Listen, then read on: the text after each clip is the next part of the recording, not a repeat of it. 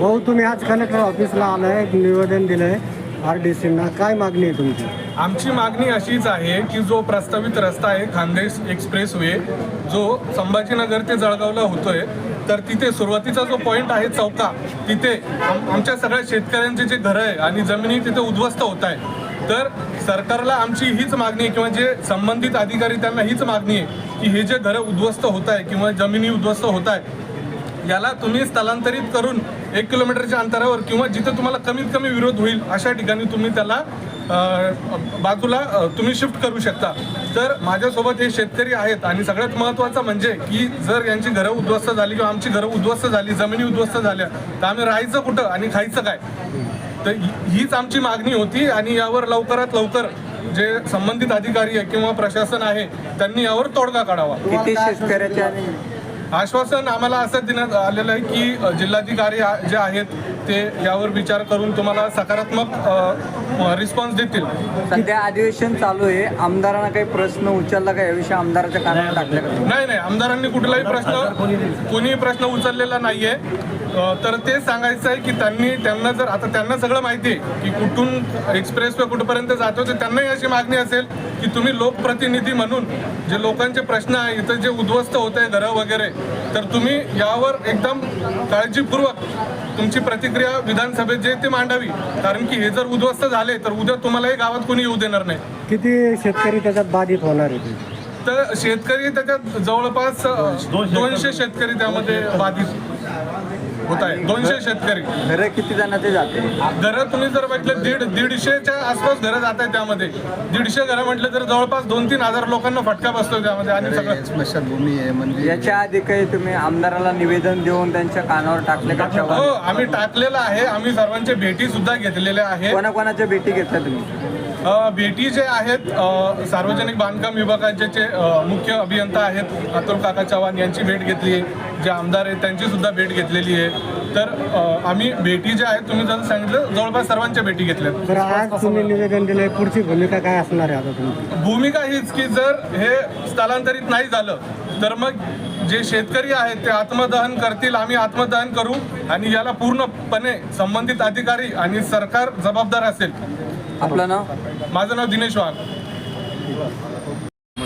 शेतकरी यांनी आज ठरवलं की जिल्हाधिकारी सनदी अधिकाऱ्यांना महसूल अधिकाऱ्याला आपलं म्हणणं निवेदन द्यावं, विनंती करावी आणि विनंती मार्गाने सगळे शेतकरी जात आहेत. आणि म्हणणं एवढंच आहे की जो सध्याचा रस्ता चाललेला आहे तो बदलून त्याला 1 किलोमीटर अंतरावरती घेण्यात यावा. जो की तिथं पडीक जमीन आहे, बॅरन लँड आहे, तिथून हा रस्ता जावा. त्याला आमचा विरोध नाही आहे. आम्ही सरकारच्या पाठीला उभं राहू या रस्त्यासाठी. आणि आमची जे काही जमीन सध्या जात आहे ती जाऊ नये ही अपेक्षा सरकारकडनं, जिल्हाधिकाऱ्याकडनं, MSDच्या अधिकाऱ्यांकडनं राहील.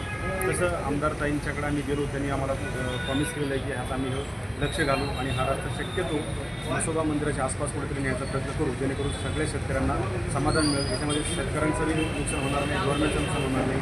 प्लस जे काही लिगल बाबी आहेत त्या लिगल बाबी जाण्याची गरज नाही आहे. हा संतांचा देश आहे, संतांची भूमी आहे. तिथं त्याप्रमाणे शेतकऱ्याला, वारकरी संप्रदायाला एक प्रकारे मदत करून हा प्रश्न सोडवावा आणि कुठल्याही ज्याला म्हणता येईल की इलिगल ठराव ह्या गोष्टी जाऊ नयेत आणि जे काही असंच कळत हा मार्ग संपन्न व्हावा आणि आमच्या सगळ्या तक्रारी यातून निष्पन्न व्हाव्यात आणि क्लॅरिटी यावी. ज्या काही जमिनी पाठीमागे जाणार आहेत, तर शेतकऱ्यांनी आता सांगितलं की पाठीमागे त्यांच्या शेती आहेत आणि तिथल्या शेतकऱ्यांचा विरोध नाही त्या जुन्या सर्वेमधून शेती रस्ता जाण्यासाठी. तर त्यांना बी त्यांचा मोबदला त्याप्रमाणे मिळावा, जेणेकरून त्यांच्या शेतीचा जो रस्ता चालला आहे त्यात त्यांना व्यवस्थित मोबदला मिळावा, ही बी आमची मागणी राहील.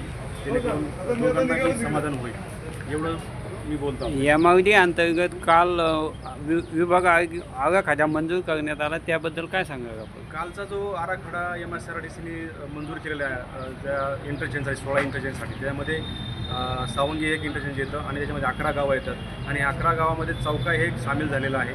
आणि त्या चौकात यांनी म्हटलं आलं की अनाधिकृत ज्याला आपण म्हणतो की लँड घेणं किंवा त्याला पुलिंग करणं हे करणार नाही असं त्यांनी स्वतः त्यात मान्य केलं आहे. आणि ह्याचं आम्ही स्वागत करतो आहे गव्हर्नमेंटचं आणि ह्या डिपार्टमेंटचं, त्यांनी याप्रमाणे केलं आहे. आणि जर त्याप्रमाणे जर झालं तर आम्हाला आनंदच होईल की आज जे काय आम्ही निवेदन दिलं आहे ते त्याचप्रमाणे दिलं आहे. आणि जोपर्यंत आम्हाला विचारलं जात नाही किंवा सांगितलं जात नाही तोपर्यंत हा कुठलाही निर्णय पुढचा होऊ नये त्या रस्त्याचा. आणि जो काही निर्णय तुम्ही म्हटला आहे, काल सांगितलं पेपरला बी आलेली बातमी आज बी आम्ही वाचली त्याचं आम्ही स्वागत करतो आणि त्याप्रमाणे चौक्याचा बी डेव्हलपमेंट व्हावी आणि लोकल जे काय भूमीहीन होऊ नयेत आणि भूमिपुत्राला तिथे जॉब मिळावा, त्याचं धंदा उद्योग चालावा, त्याची शेती चालावी, हेच आमचा उद्देश यामध्ये आणि आम्ही पूर्णपणे गव्हर्नमेंटला सपोर्ट करतो. या मागणीला काही निवेदन देणार आहात का आपण? देणार आहेत ना सर, निवेदन सगळीकडे देणार आहोत. सगळ्या गव्हर्नमेंट ऑफिसरला आम्ही जागा करणार आहोत, सांगणार आहोत समजून हे असं आहे आमचं जे काही आंदोलन आहे ते शांती मार्गाने चालणार आहे आणि आम्ही सात प्रकारे सगळ्यांना निवेदन देऊ, त्यांचं मार्गदर्शन घेऊ आणि पुढे ते जे सांगेल त्या पद्धतीने आम्ही करू. फक्त आमची विनंती एवढीच राहील की रस्त्याचा जो भाग चालला आहे तो चेंज करावा, दुसरीकडे जावा. आपलं नाव? मी डॉक्टर संतोष गळगे, चौका शेतकरी. डोंगरे चौका आणि माझी 2 ठिकाणी जमीन जाते. एक जळगाव हवेटच जाते आणि एक पाठीमागून जो जुना जो सर्वे झाला तर त्या ठिकाणी सुद्धा माझी जमीन जाते. तर ती जमीन जायला माझी विरोध नाही आहे, मी स्वतः ती जमीन द्यायला तयार आहे. पण जे नंतर इकडं जे एक्सचेंज सेंटर पडलं, जे सर्कल पडलं, ते कोणालाही माहीत नसताना अतुल काकाच्या वरला आम्ही भेटलो तर त्यांनी सुद्धा असं उत्तर दिलं का बा याच्यात बदल होऊ शकतो, पण तुम्ही ही कारवाई चालू ठेवा, शासनाला ते कळवा. आणि काल बी आम्हाला असं माहिती पडलं की धुळे सोलापूर हा जो पाठोडून चालला होता आपलं आढळून, तर याच्यात खासदार साहेबांनी भुमरे साहेबांना लक्ष घातलं तर त्याच्यात बदल झाला. बदल होत नाही असं नाही, बदल होतो. पण या खासदार आमदार साहेबांनी या लोकांनी येऊन आमच्या शेतकऱ्याला प्रत्यक्ष भेट देऊन त्यांची मानसिकता उंचाचं काम केलेलं पाहिजे. तर सध्या आमच्या शेतकऱ्याची मानसिकता खचलेली, जिकडं तिकडं तोच विषय. सकाळ संध्याकाळ लोकांचं पेरणीचं लक्ष नाही, कोणाला कामाकडे लक्ष नाही. सकाळ संध्याकाळ रात्री मोबाईलवर जे व्हिडिओ पाहत बसता आणि एकमेकाला फोन करता कसं होईल काय होईल कसं होईल काय होईल. म्हणून मी त्या दिवशी सुद्धा बोललो का बा ज्या लोकांना काही शुगर BP आहे त्या लोकांची BP वाढू शकते. काही लोकांना झोप नाही. आता आमच्याबरोबर जे अशोकराव वाघ येले, आता 1 वर्षापूर्वी त्यांचे वडील अटॅक येऊन वारले आणि आज सुद्धा त्या परिवाराला झोप नाही. रात्रंदिवस त्यांची रोडटच जमीन चालली, माझी सुद्धा रोडटच जमीन चालली. तर तिथं तो एक्सचेंज होणे, तिथं त्याचं सर्कल होणे आणि जो जुना सर्वे झालेला आहे त्या